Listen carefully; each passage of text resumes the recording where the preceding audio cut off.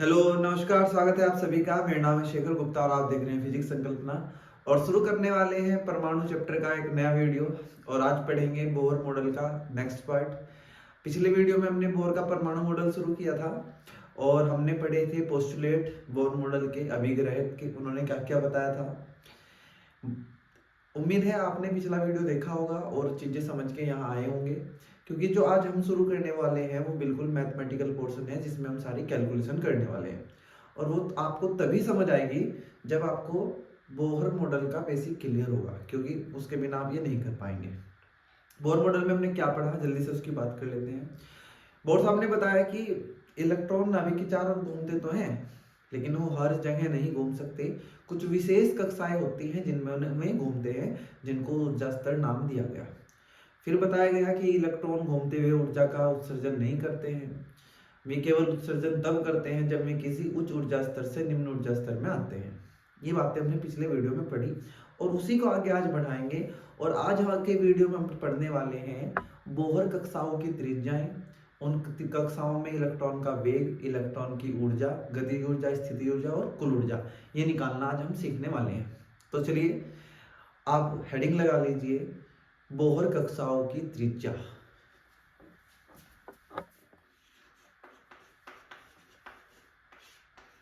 Bohr कक्षाओं की त्रिज्या। चलिए शुरू करते हैं, बहुत आसान है। मान लीजिए बच्चों, ये नाभिक है और ये नाभिक के चारों ओर कोई कक्षा है। मान लेते हैं ये एनवी कक्षा है, पहली, दूसरी, तीसरी, और ये कौन सी कक्षा है, एनवी। क्योंकि एनवी मानेंगे तो हम फिर उस एन से सब निकाल सकते हैं। एन का मान 1 रख देंगे तो पहली आ जाएगी, 2 रख देंगे तो दूसरी आ जाएगी, इसलिए मैंने माना कि ये एनवी कक्षा है। और इलेक्ट्रॉन जिसका द्रव्यमान m और आवेश E है, इस वृत्ताकार कक्षा में जिसकी त्रिज्या है r, चक्कर लगा रहा है भाई। तो हम चाहते हैं कि इस कक्षा में घूमते हुए जो इलेक्ट्रॉन है उसकी हम त्रिज्या निकाल लें, इस r का मान निकाल लें। हम इस इलेक्ट्रॉन का वेग निकाल लें। मान लो इलेक्ट्रॉन v वेग से घूम रहा है तो ये v पता हमें चल जाए, और हमें साथ में ये भी पता चल जाए कि इस घूमते हुए इलेक्ट्रॉन की ऊर्जा कितनी है, गतिज ऊर्जा कितनी है, स्थितिज ऊर्जा कितनी है, और कुल ऊर्जा कैसे निकालेंगे, दोनों का योग करके, स्थिति ऊर्जा का और गतिज ऊर्जा का। तो सबसे पहले काम मेरा है कि मैं r निकाल के दूं आपको, मतलब हम मिलके r निकाल लें, फिर हम v निकाल लें। v की सहायता से हम गतिज ऊर्जा निकाल लेंगे, 1/2 mv²। m हमें पता है इलेक्ट्रॉन का द्रव्यमान। फिर स्थिति ऊर्जा निकाल लेंगे। स्थिति ऊर्जा क्या होगी, इन दोनों के बीच k q1 q2/r। आपने पहले या दूसरे चैप्टर में पढ़ा होगा कि जब दो आवेश एक दूसरे के निकट रखे होते हैं तो उनके बीच स्थिति ऊर्जा बनती है। बात करेंगे जब हम पहुंचेंगे। और लास्ट में निकाल लेंगे कुल ऊर्जा, स्थिति ऊर्जा प्लस गति ऊर्जा। तो सबसे पहले निकालते हैं ये r। ये निकालने के लिए आपको थोड़े से कॉन्सेप्ट क्लियर होने चाहिए, नहीं है तो मैं बताऊंगा, उनको ध्यान से आप सुनते रहें। क्या है, बोहर ने अपने परमाणु मॉडल में ये बताया था कि इलेक्ट्रॉन केवल कुछ विशेष कक्षाओं में घूमते हैं, और उन कक्षाओं में उन इलेक्ट्रॉनों का, जो इलेक्ट्रॉन, मान लीजिए इलेक्ट्रॉन एनवी कक्षा में घूम रहा है, तो इसका जो कोणीय संवेग होगा, कोणीय संवेग को प्रदर्शित करते हैं बच्चों mvr से। वैसे तो सही mvr sin थीटा होता है, लेकिन क्योंकि यहाँ r और v के बीच का कोण कितना है 90, तो sin 90 कितना हो जाता है 1। तो इस इलेक्ट्रॉन का जिसका द्रव्यमान m है, वेग v है और त्रिज्या कितनी है r, इसका कोणीय संवेग होगा mvr। और ये होगा nh/2 पाई। ये पिछले वीडियो में हमने पढ़ा था, जहां h क्या है, प्लांक का नियतांक है, और n है वो कक्षा जिसमें इलेक्ट्रॉन घूम रहा है। मान लीजिए पहली कक्षा होगी तो n का मान 1 रख देंगे, दूसरी कक्षा होगी तो n का मान 2 रख देंगे। हमने कहा पहली समीकरण हमारे पास आ गई mvr, ये क्या है, कोणीय संवेग, और ये क्या है, nh/2 पाई। अगर इसको अच्छे से समझना है तो आपको पिछला वीडियो देखना पड़ेगा। दूसरी बात करते हैं, क्या ये इलेक्ट्रॉन वृत्तीय गति कर रहा है, और किसी भी वस्तु को वृत्तीय गति करने के लिए किसकी जरूरत होती है, अभिकेंद्र बल की। और बच्चों अभिकेंद्र बल कितना होता है, mv²/r, जहां m क्या है, द्रव्यमान, v क्या है, चाल, और r है त्रिज्या। तो mv²/r क्या है, अभिकेंद्र बल, और बच्चों ये अभिकेंद्र बल जो होता है ये किसी ऐसे बल से मिलता है हमें जो पहले से वहां होगा। हमने कहा यार इस इलेक्ट्रॉन और इस नाभिक के बीच तो कूलॉम का नियम लग रहा है भाई, वैद्युत बल कितना 1/4 एप्सिलॉन नॉट Q1 Q2 बटे आर स्क्वायर। हमने कहा चलो लगा देते हैं कितना बल है इलेक्ट्रॉन और नाभिक के बीच 1/4 पाई एप्सिलॉन नॉट। Q1 क्या है इलेक्ट्रॉन का आवेश, तो मैंने कहा E। Q2 क्या है नाभिक का आवेश, मान लेते हैं इसका परमाणु क्रमांक कितना है Z, तो इस पे आवेश कितना होगा ZE। ये बातें मैं बार बार बता चुका हूँ। और उन दोनों के बीच की दूरी कितनी होगी R, मतलब आर स्क्वायर। इसको अगर मैं एक बार दोबारा लिखूं तो ये लिखा जाएगा mv² बटे R 1/4 pi epsilon not ZE² बटे आर स्क्वायर। और उसका हमने कहा समीकरण नंबर 2। कैसे लिखा हमने कि इस इलेक्ट्रॉन को अगर वृत्तीय गति करनी है नाभिक के चारों ओर तो उसको घूमने के लिए चाहिए अभिकेंद्र बल। और अभिकेंद्र बल कहां से मिलेगा, इलेक्ट्रॉन और नाभिक के बीच कार्य करने वाले वैद्युत बल से क्या मिलेगा, अभिकेंद्र बल। तो हमारे पास दो समीकरण तैयार है और हमारे पास इनमें दो ही वेरिएबल हैं जिनको हमें निकालना है, एक तो आर और एक वी, एक आर और एक वी, बाकी हमें सब पता है। मतलब दो समीकरण है और दो ही चीजें हमें निकालनी है, कोई दिक्कत नहीं। सबसे पहले निकालते हैं आर, और आर निकालने के लिए मुझे यहाँ से किसको हटाना पड़ेगा, वी को। और यहाँ देखो बच्चों वी का क्या है स्क्वायर, मतलब अगर मैं इस समीकरण का स्क्वायर कर दूं, समीकरण एक का वर्ग करके, वर्ग कर दिया, वर्ग मतलब स्क्वायर, और इसको इससे भाग कर दूं या इसको इससे भाग कर दूं, किसी को भी। समीकरण एक का वर्ग करके 2 से भाग कर दूं या समीकरण एक का वर्ग करके 2 से भाग कर दूं। समीकरण एक का वर्ग करके समीकरण 2 से भाग करने पर अब आपको समझ आ गया होगा क्यों किया स्क्वायर, क्योंकि देखो यहाँ v है और यहाँ v स्क्वायर है, मुझे निकालना है r, तो मैं v का स्क्वायर करूंगा और उससे भाग कर दूंगा। अब v का स्क्वायर अकेला नहीं हो सकता, पूरी समीकरण का करना पड़ेगा। अब मैं इसको हटा रहा हूँ इस चीज को, क्योंकि कैलकुलेशन करनी है हमें थोड़ी सी। चलो भाई पढ़ते हैं आगे। इसका स्क्वायर किया, क्या बनाएंगे, m², ये देखो m² v² r² बराबर इधर n² h², 2 का 4 और पाई का पाई² बटे समीकरण 2 से भाग करना है। समीकरण 2 क्या है, ये mv² बटे r बराबर 1/4 पाई एप्सिलॉन नॉट, और ये है हमारा ZE² बटे r²। देखो v² से v² गया, एक m से एक m गया, ठीक है। यहाँ एक m बचा, r की घात 2 है और एक ही है तो कितनी होगी 3, ये r घूम के ऊपर जाएगा तो m r की घात 3, और कुछ नहीं बचा, इधर सब कट गया, बराबर 4 से 4, 1 पाई से 1 पाई गया, n² ऊपर n² h², यहाँ कौन बचा एप्सिलॉन नॉट और r² बटे, यहाँ कौन गया 4 चला गया, पाई बचा हुआ है, पाई साथ में कौन जाएगा z, और ये e², ये आ गया। r² से r की घात 3 गई तो कितनी बची, 1 घात, यहाँ बचा r, और यहाँ n² h² एप्सिलॉन नॉट, ये गायब हो गया और ये m चला गया नीचे, तो ये बचा पाई z m e²। बच्चों ये आई r की वैल्यू। r क्या है, उस कक्षा की त्रिज्या जिसमें इलेक्ट्रॉन घूम रहा है, और कौन सी कक्षा है, nth। अगर आप लिखना चाहो तो यहाँ rn लिख लेना, rn का मतलब होगा nवीं कक्षा की त्रिज्या। ये फॉर्मूला क्या याद रखना, नहीं याद रखने की जरूरत नहीं है, लेकिन कर सको तो अच्छी बात है, मैं ये नहीं कहूंगा कि आप इसको रट लो। अब आपको क्या करना है, कुछ काम करना है भाई। यहाँ क्या काम करना है आपको, एक तो h का मान रखना, h क्या है, प्लांक नियतांक। प्लांक नियतांक का बच्चों मान कोई एक नियत मान नहीं है, आज भी ये चल रहा है कि इसकी एग्जैक्ट वैल्यू क्या है, असली वैल्यू क्या है, लेकिन हम अपने न्यूमेरिकल सोल्व करते हुए वैल्यू सोल्व करते हुए इसकी वैल्यू रख देते हैं 6.6 गुणा 10 की घात -34।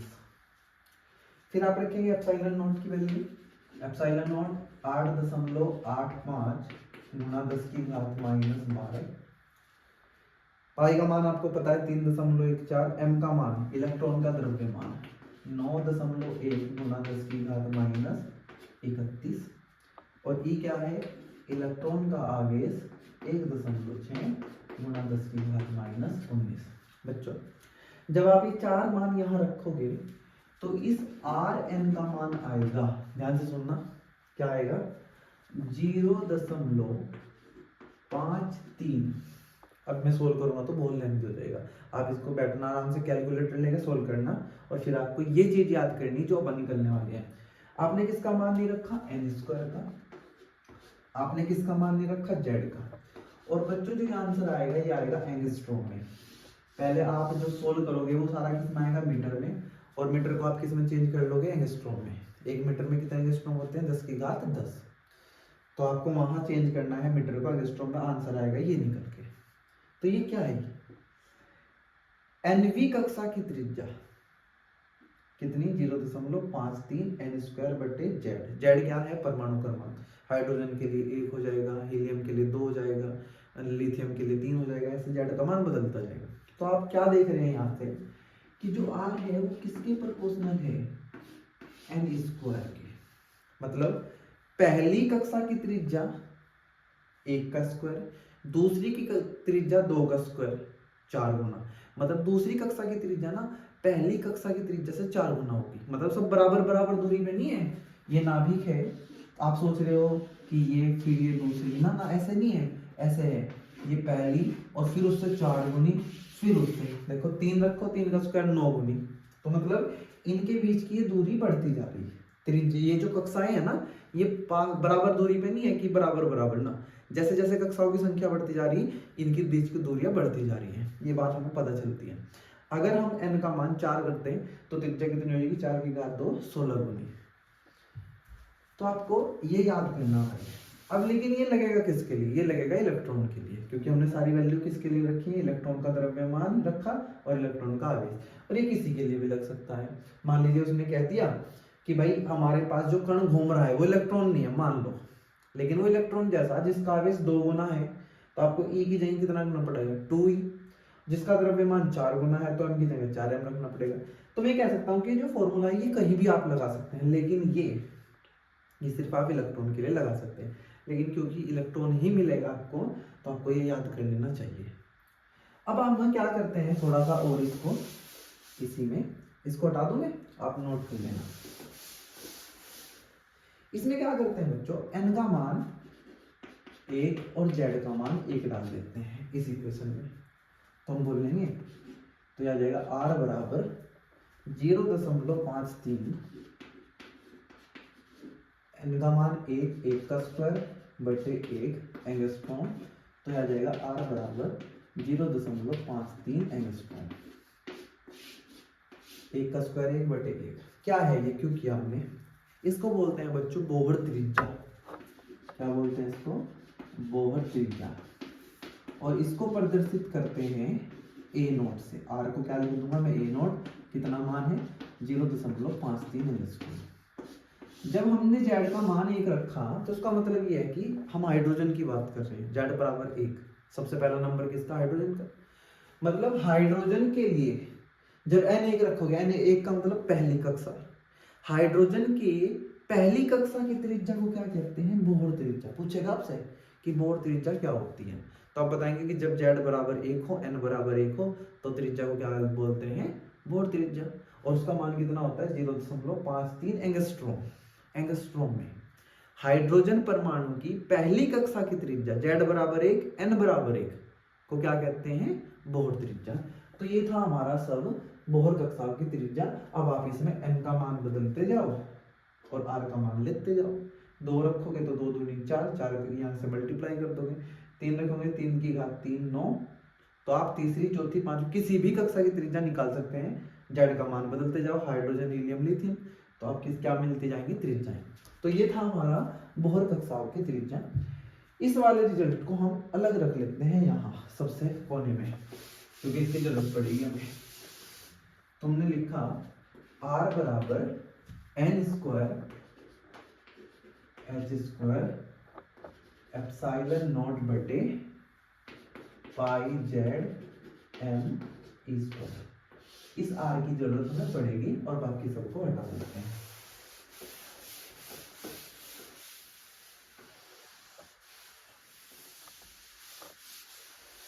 अब पढ़ते हैं बोहर कक्षाओं में गति करने वाले इलेक्ट्रॉनों का वेग। अब तो त्रिज्या निकालनी है हमने। अब जिस कक्षा में इलेक्ट्रॉन घूम रहा है उसमें वेग निकालते हैं इलेक्ट्रॉन का। बोहर कक्षाओं में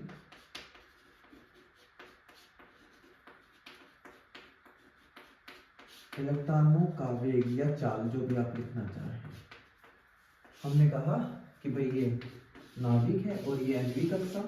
हमने ये त्रिज्या आर तो निकाल ली, लेकिन जो इलेक्ट्रॉन यहाँ घूम रहा है जिसका द्रव्यमान है, आवेश है, ई है, उसका वेग v निकाल के दो। तो उसके लिए हमें सबसे पहली समीकरण की जरूरत पड़ी। क्या लिखी थी हमने पहली समीकरण? mvr बराबर nh बटे 2 पाई। अगर मैं यहाँ r का मान उठा के डाल दूं तो क्या मुझे v मिल जाएगा? बिल्कुल। तो लिखते हैं mv, r का मान लिखो वहां से देख के कितना, n square H square epsilon naught बटे pi Z M E square equals to N H बटे 2 पाई। ध्यान से देखो, पाई से पाई गया, एन से एक एन गया, एच से एक एच गया। अब यहां से v निकाल लो, हो गया बस खत्म। यहाँ क्या है? z, यहाँ है एम ई स्क्वायर, तो इसको लिखते हैं M Z E square. M Z E square यहाँ चला गया, यहाँ क्या बचा है 2, और यहाँ से क्या आया? अच्छा, m से ये m चला गया, तो इस m को लिखने की जरूरत नहीं है। m से m गायब हो गया, तो m को लिखने की जरूरत नहीं है। जेड ई स्क्वायर बटे 2, और यहाँ से आया एक n, एक h और एक एप्सिलॉन नॉट। और कुछ बचा क्या? देखो, नहीं बचा है। यहाँ कुछ नहीं बचा था, नीचे से गया जेड ई स्क्वायर, m भी चला गया, यहाँ एक n बचा, एक h बचा, और यहाँ दो n h एप्सिलॉन नॉट लिख लिया। ये है Vn। Vn का मतलब है nवी कक्षा में इलेक्ट्रॉन की चाल। n बराबर 1 रखो तो पहली कक्षा में इलेक्ट्रॉन की चाल आ जाएगी, n बराबर 2 रखो तो दूसरी कक्षा में इलेक्ट्रॉन की चाल आ जाएगी। ऐसे ही आप इस इक्वेशन में E का मान रखना, जो मैंने अभी बताए थे, इलेक्ट्रॉन का आवेश, H रखना, एप्सिलॉन नॉट रखना। तो बच्चों आपको इस Vn का जो मान मिलेगा वो मिलेगा आपको 2.1 गुणा 10 की घात 6, और साथ में Z बटे n मीटर प्रति सेकंड। ये है इलेक्ट्रॉन की चाल का सूत्र। लेकिन ये इसके लिए लगेगा सिर्फ जब इलेक्ट्रॉन की बात करेंगे, और ये हम कैसे कहीं भी लगा सकते हैं, लेकिन हम बात कर रहे हैं इलेक्ट्रॉन की तो याद कर सकते हैं। यहां से आपको देखने से क्या पता चल रहा बच्चों, आप इसको सोल्व करेंगे तब ये आंसर आ जाएगा। जेड का मान नहीं रखना, एन का मान नहीं रखना। आपको तो लग रहा है कि वी ना व्युत्क्रमानुपाती है 1/n के। इसका मतलब समझ सकते हो आप, क्या मतलब है इसका? कि जैसे जैसे n का मान बढ़ेगा, मतलब पहली कक्षा, दूसरी कक्षा, तीसरी कक्षा, चौथी कक्षा, तो v का मान घटता जाएगा। मतलब जो इलेक्ट्रॉन नाभिक के पास घूम रहा है वो तेजी से घूम रहा है, और जो दूर है वो आराम से घूम रहा है। n का मान बढ़ने पर v का मान घटेगा, n का मान बढ़ने पर v का मान घटेगा। यहां से ही समझना था आपको। अब एक काम और करना है, जैसे आपने मोहर त्रिज्या निकाल ली थी, यहाँ एक और काम करना है भाई। यहाँ आप z बराबर 1 और n बराबर 1 रखेंगे, वही हाइड्रोजन की पहली कक्षा के लिए। तो v आ जाएगा आपका 2.1 गुणा 10 की घात 6, 1/1 खत्म। और बच्चों c क्या होता है? निर्वात में प्रकाश की चाल 3 गुणा 10 की घात 8 मीटर प्रति सेकंड, मीटर प्रति सेकंड। आपको निकाल लेना है v बटे c, मतलब इसको इससे भाग कर दो, 2.1 गुणा 10 की घात 6, 3 गुणा 10 की घात 8। और बच्चों जब आप इसको सोल्व करोगे तो v बटे c निकल के आएगा 1/137। ये सोल्व करना आएगा जरूर, मैंने करके देख रखा है, 1/137। और बच्चों इस अनुपात को v बटे c को बोलते हैं सूक्ष्म संरचना नियतांक। सूक्ष्म संरचना नियतांक। कई बार तो सीधा पूछता है कि सूक्ष्म संरचना नियतांक का मान कितना होता है, तो आप बता देंगे 1/137। V क्या है? हाइड्रोजन की पहली कक्षा, Z बराबर 1 N बराबर 1। Z बराबर 1 का मतलब हाइड्रोजन, N बराबर 1 का मतलब पहली कक्षा। हाइड्रोजन की पहली कक्षा में इलेक्ट्रॉन की चाल, और C क्या है? निर्वात में प्रकाश की चाल। इनके अनुपात को बोलते हैं सूक्ष्म संरचना नियतांक, जिसका मान निकल के आता है 1/137। ये था बच्चों बोहर कक्षा में इलेक्ट्रॉनों का वेग। आप n का मान यहाँ बदलते जाओ और इलेक्ट्रॉन का वेग निकालते जाओ। इसको भी यहाँ अलग से लिख लेते हैं, इसकी भी जरूरत पड़ेगी। r का मान निकाला हमने, v निकाल लिया। v कितना आया? ये रहा, z e स्क्वायर बटे 2 एप्सिलॉन नॉट nh। मैंने ऐसे लिख दिया इसको। अब ये दोनों हमारी हेल्प, मतलब ये हेल्प करेगा, आर भी और वी भी। तो चलिए त्रिज्या निकाल चुके, वेग निकाल चुके, हम निकालते हैं बोहर कक्षाओं में इलेक्ट्रॉनों की गतिज ऊर्जा। अब इलेक्ट्रॉन घूम रहे हैं ना, गतिज ऊर्जा कब होती है? जब गति हो किसी चीज के पास, और इलेक्ट्रॉन लगातार गति कर रहे हैं, इसका मतलब ये है कि कक्षाओं में घूमते इलेक्ट्रॉनों की क्या होगी? इतनी गतिज ऊर्जा। तो हमने हेडिंग लगाई बोहर कक्षाओं में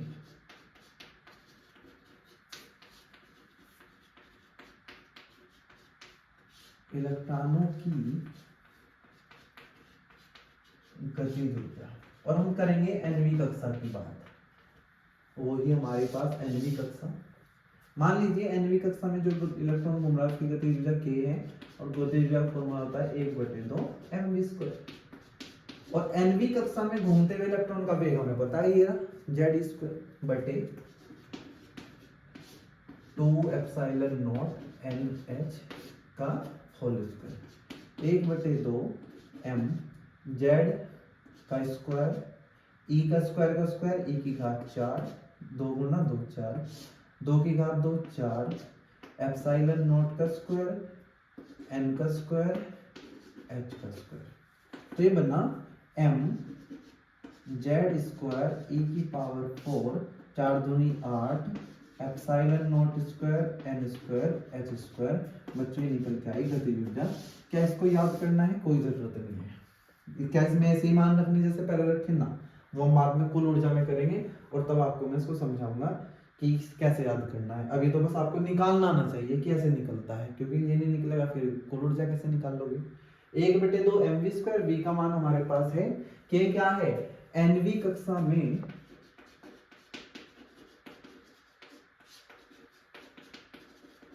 इलेक्ट्रॉन की गतिज ऊर्जा एनवी कक्षा में। इसको भी मैं यहां लिख देता हूं, k बराबर क्या आया है? mz² e की पावर 4 बटे 8 epsilon not square n square h square. ये आई गतिज ऊर्जा। ठीक है जी। अब निकालते हैं स्थिति ऊर्जा। मजेदार है ना, काम आएंगे आपके बहुत ही भाई। तो यहाँ अब इसको हटाते हैं और निकालते हैं इलेक्ट्रॉन की स्थिति ऊर्जा। स्थितिज ऊर्जा। अब ये स्थितिज ऊर्जा क्यों होती है? गतिज ऊर्जा तो पता चल गया कि घूमने के कारण है, उसके पास गति है तो गतिज ऊर्जा है। स्थिति ऊर्जा क्यों है?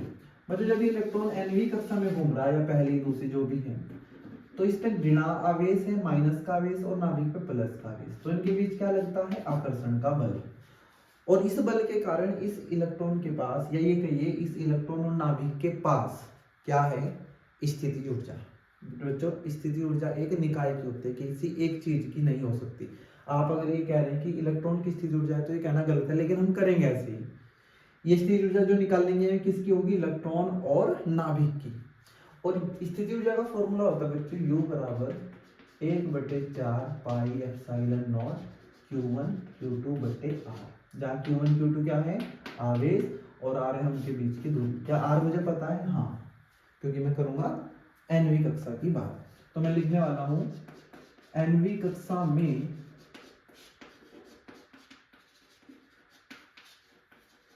इलेक्ट्रॉन की स्थिति ऊर्जा। फॉर्मूला U बराबर 1/4 एप्सिलॉन नॉट Q1। Q1 किसका आवेश? इलेक्ट्रॉन का। कितना होता है इलेक्ट्रॉन का आवेश? -e। बच्चों जब बल लिखते हैं सदिश राशियां तो ये माइनस नहीं लगाते, और जब लिखते हैं अदिश राशियां तो एक माइनस साइन लगाना पड़ता है। ऊर्जा कैसी राशि है? अदिश राशि। जब यही फॉर्मूला मैं लगाता बल के लिए, बल है सदिश राशि, तब मैं ये ना लिखता माइनस। ये आवेश कितना है? ZE, और इनके बीच की दूरी जो r है वो यहाँ लिख दिया मैंने, तो u आ गया -ZE² बटे 4 एप्सिलॉन नॉट, और r का मान उठा के ये डालना है n² h² एप्सिलॉन नॉट बटे πZme²। क्या ये रटने पड़ेंगे? नहीं भाई, यहाँ तक तो तभी पहुंचोगे ना जब आप r निकाल पाओगे, और r को लिख के रखोगे आप। याद करने का तो मैं बताया है आपको कि क्या याद रखना है, छोटे वाले फॉर्मूले। तो यहाँ से पाई गया, और इसको लिखा हमने minus z into Z, Z² E², m घूम के ऊपर गया तो ये बना mz² E⁴। यहाँ 4 एप्सिलॉन नॉट का स्क्वायर n² h²। तो ये फॉर्मूला निकल के आया स्थिति ऊर्जा का। और देखो ध्यान से, mz² E⁴, mz² E⁴, epsilon not का स्क्वायर n का स्क्वायर h का square, epsilon not square n² h², सब एक जैसा, लेकिन यहाँ 8 है, यहाँ 4 है, माइनस है, और यहाँ प्लस है, कोई दिक्कत नहीं। इसको लिख देता हूँ मैं, u आया -mz² E⁴ बटे 4 epsilon not square n² h²। जो निकालता जा रहा मैं यहाँ लिखता जा रहा। समझ आ गया होगा? सिंपल बात की हमने कि भाई इनकी स्थिति ऊर्जा का फॉर्मूला होता है 1/4 एप्सिलॉन नॉट Q1 Q2 बटे R, जहां Q1 क्या है? इलेक्ट्रॉन का आवेश, Q2 क्या है? नाभिक का आवेश, R क्या है? ये त्रिज्या इनके बीच की दूरी है। अब निकालते हैं कुल ऊर्जा। कुल ऊर्जा कैसे निकाल लेंगे भाई? स्थिति ऊर्जा और गतिज ऊर्जा को जोड़ देंगे।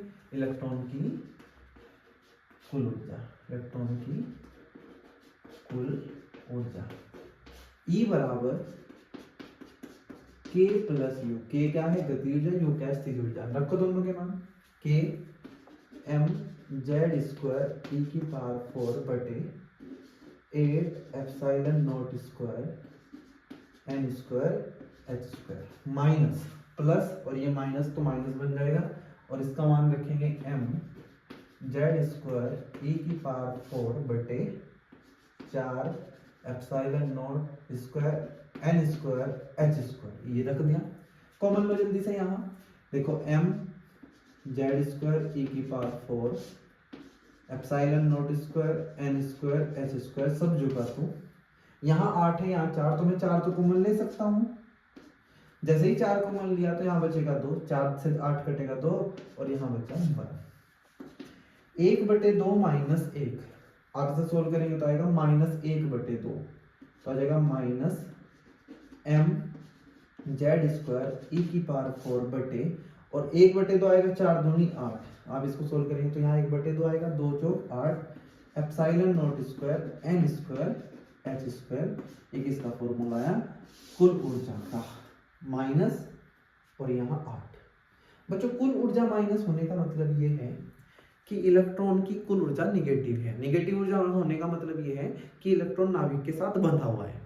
अगर ये ऊर्जा किसी तरीके से 0 हो जाए तो इलेक्ट्रॉन घूमना बंद कर देगा और बाहर निकल जाएगा परमाणु से। अगर प्लस हो जाए फिर तो और बाहर निकल जाएगा। जब तक ऊर्जा माइनस रहेगी, ऋणात्मक रहेगी, तब तक ही ये इलेक्ट्रॉन इससे बंधा रहेगा और चारों तरफ चक्कर लगाता रहेगा। इसको भी मैं जल्दी से यहाँ लिख देता हूँ, E बराबर -mz²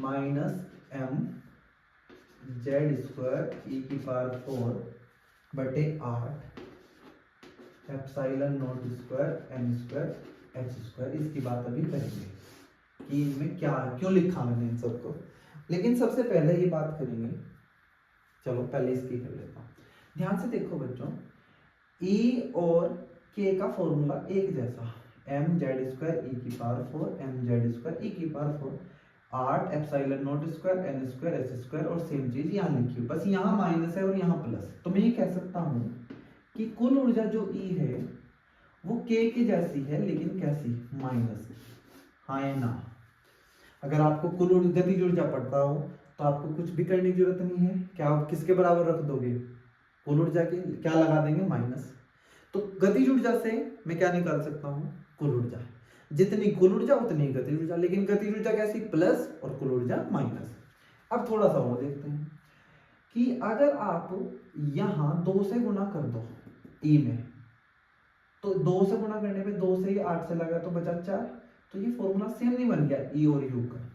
अगर मैं ई में किससे मल्टीप्लाई कर दूं, 2 से, तो ये क्या बन जाएगा, यू। मतलब अगर आपको क्या दी हुई है, या मैं ये कहूं ई बराबर यू बटे 2, तो यहां समझना मेरी बात। अगर आपको स्थितिज ऊर्जा दे रखी है तो उसका आधा कर दो, क्या निकल जाएगी, कुल ऊर्जा।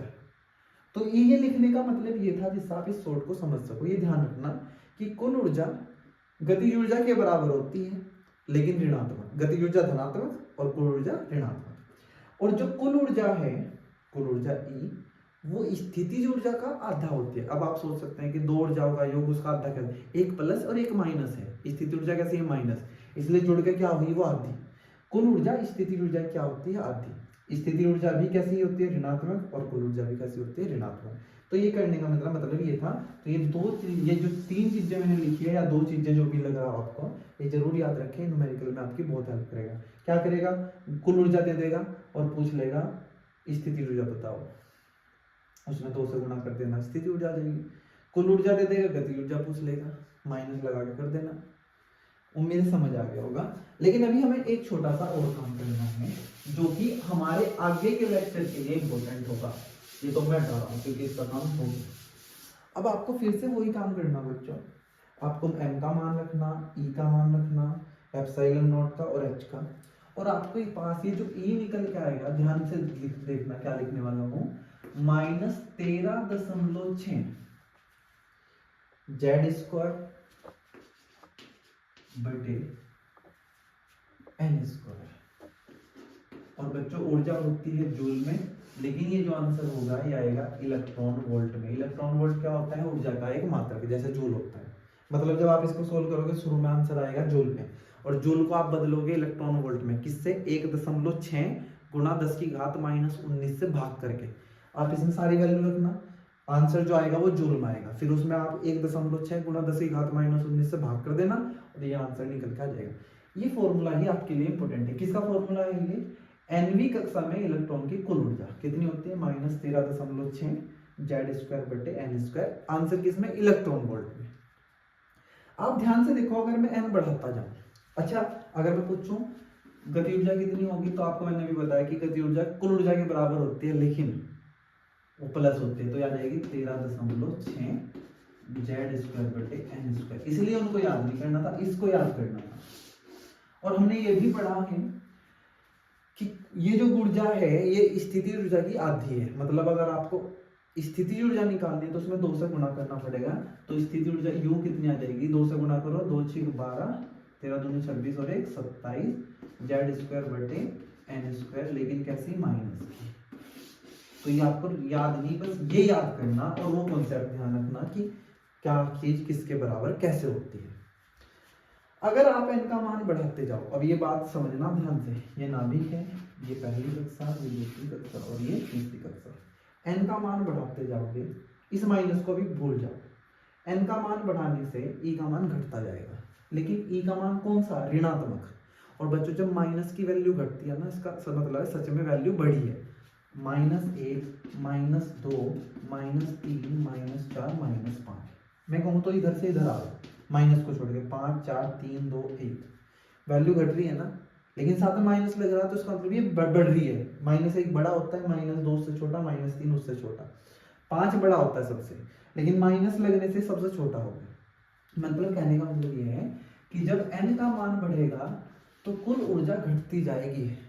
जो इलेक्ट्रॉन नाभिक के सबसे पास है, मैं कह रहा हूं कि n का मान बढ़ने से ये ऊर्जा घटती जाएगी, किसमें, वैल्यू में, लेकिन माइनस लगने से क्या होता जा रहा, बढ़ती जा रही, उल्टा हो रहा ना। माइनस की वैल्यू अगर बढ़ती हुई दिख रही है तो उसका मतलब सच में घट रही है। क्या मैं बहुत कॉम्प्लिकेट बता रहा हूँ, ऐसे समझो कि 5 4 3 2 1 घटता हुआ महसूस हो रहा ना, लेकिन इसके साथ क्या लग रहा है माइनस, तो इसका मतलब सच में ये बढ़ रहा है। -5 -4 माइनस, सबसे बड़ा कौन है -1। ऐसे ही अगर आप n का मान बढ़ाओगे तो आपको लगेगा ये घटेगा, लेकिन माइनस लगने से हमें पता चलेगा कि ये बढ़ेगा। कहने का मतलब ये है पहली कक्षा की ऊर्जा सबसे कम, ये उससे ज्यादा और ये उससे ज्यादा। मतलब जैसे जैसे आप नाभिक से दूर जाते जाओगे ऊर्जा बढ़ती जाएगी। क्या होती जाएगी? ऊर्जा बढ़ती। एन के बढ़ने से ऊर्जा घटेगी नहीं, माइनस की वजह से ये माइनस लग रहा तो बढ़ेगी। तो हम ये कह सकते हैं कि सबसे अंतिम कक्षा जो होगी उसकी ऊर्जा सबसे ज्यादा होगी और सबसे पास वाली कक्षा की ऊर्जा सबसे ज्यादा होगी। इसीलिए जब किसी इलेक्ट्रॉन को बाहर निकालना होता है तो किसको निकालते हैं हम? जो सबसे बाहर का होता है, समझ गए ना? उसको ऊर्जा देकर हम आसानी से बाहर निकाल लेते हैं। कि माइनस में क्या होती जाएगी? ऊर्जा बढ़ती दिखाई देगी हमें, लेकिन सच में क्या होती है? घटेगी। उम्मीद है मैं आपको ये बात समझा पाया हूँ। कोशिश करना कि आप इस कॉन्सेप्ट थोड़ा सा इससे समझें कि n का मान बढ़ने से ये आपको घटता हुआ महसूस दिखाई दे रहा, लेकिन माइनस में जो चीज घटती हुई दिखाई देती है वो असल में क्या हो रही होती है? बढ़ रही होती है। मतलब नाभिक से दूर जैसे जैसे जाते जाएंगे ऊर्जा क्या होती जाएगी? बढ़ती जाएगी। अगर आप यहाँ n का मान एक जेड, हम हाइड्रोजन की बात करें तो हाइड्रोजन की पहली कक्षा की ऊर्जा होगी -13.6 इलेक्ट्रॉन वोल्ट, n का मान 1 रखा, हाइड्रोजन के लिए जेड 1 होता है। दूसरी कक्षा की वो अगर 2 की घात 2 4, तो दूसरी कक्षा की ऊर्जा हो जाएगी 4 से इसको भाग करेंगे 3.4 12 और 4 4 16। तीसरी कक्षा 3 की घात 2 9, 9 से इसको भाग करेंगे 9 एकम 9, 9 पंजे 45, 9 एकम 9, ये आ गया इलेक्ट्रॉन। तो हमें ऐसा लग रहा है कि ऊर्जा घटती जा रही है, नहीं, देखो वैल्यू घटती हुई महसूस हो रही है, लेकिन ये माइनस क्या बता रहा है कि ये वैल्यू ऐसे बढ़ रही है। ये सब छोटा है, ये उससे बड़ा और ये उससे बड़ा, चौथी कक्षा की ऊर्जा और ज्यादा होगी। तो ये मैं आपको समझाना चाह रहा था। तो ये था आज का हमारा वीडियो, और यहाँ हम बोहर मॉडल की जो मैथमेटिकल चीजें थी उसको खत्म करते हैं। नेक्स्ट वीडियो में मैं कोशिश करूंगा आपको बोहर मॉडल की कमियां बता पाऊँ और उससे रिलेटेड कुछ और चीजें हम पढ़ें, और उसके बाद पढ़ेंगे हम अवशोषण और उत्सर्जन स्पेक्ट्रम, और उसके बाद हमारा परमाणु चैप्टर खत्म। तो आज के वीडियो में इतना ही, मिलते हैं नेक्स्ट वीडियो में, तब तक के लिए आप पढ़ते रहें। Thank you.